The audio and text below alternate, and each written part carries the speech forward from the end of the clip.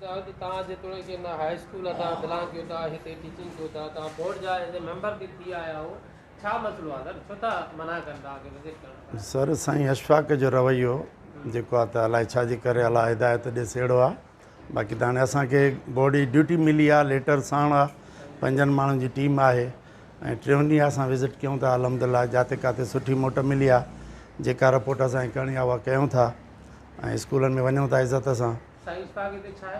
साईं इंटरनल आहे, असल में हेड मास्टर आहे इम्तियाज़ अब्बासी साईं, चार्ज ॾिनी आहे इंटरनल जी अशफाक़ खे।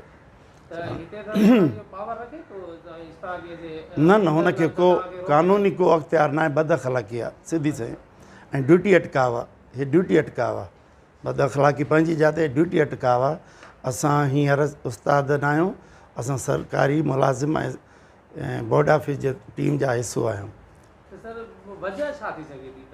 उहो त हाणे साईं अशफाक़ खे ख़बर आहे, छो नथो आहे की इज़त ॾिबी आहे, दर आहे दुश्मन बि सॼणा, असां त समूरा उस्ताद पेशे सां तालुक़ था रखूं ऐं मां त हितां जो उस्ताद आहियां ऐं हमेशह हिन जो रवैयो इहो उस्तादनि सां रहियो आहे, बदअख़लाक़ी वारो।